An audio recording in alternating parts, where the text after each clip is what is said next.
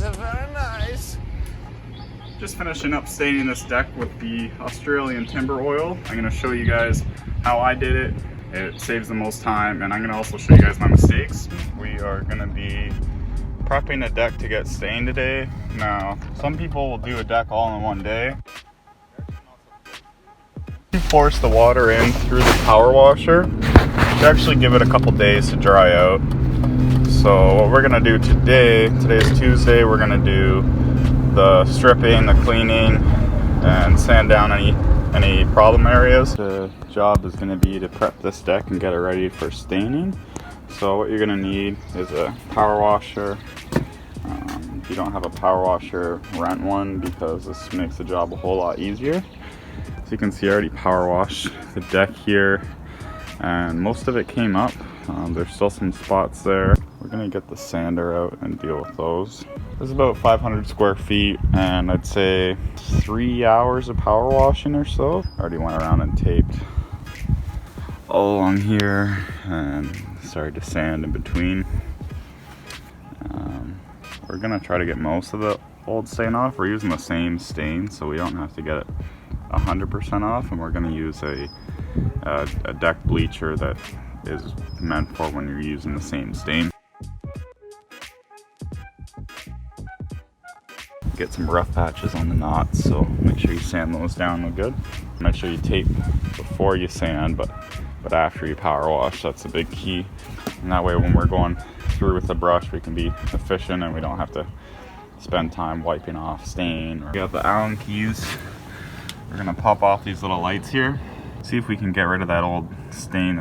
We're gonna be taping all along these lights. We're just going to take our belt sander and get rid of some of these problem areas in our sander here. And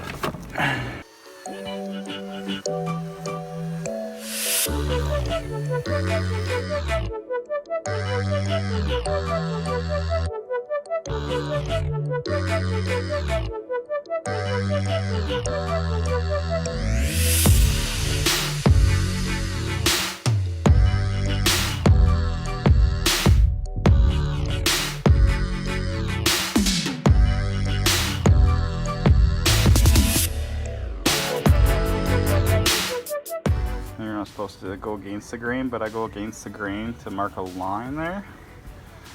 And then after I mark that line, I go with the sander with the grain. And that is just power washed. And then that is sanded, power washed and sanded.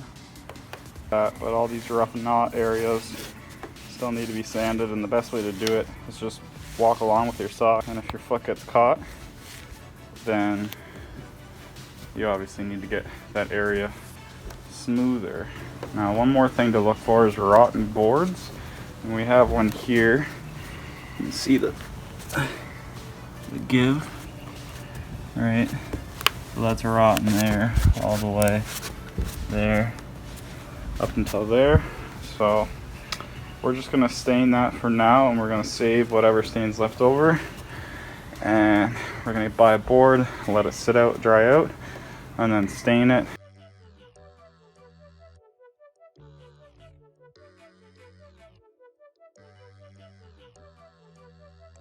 So the big key when you're staining is to make sure that you frequently mix your solution, otherwise you'll get a darker area and a lighter area.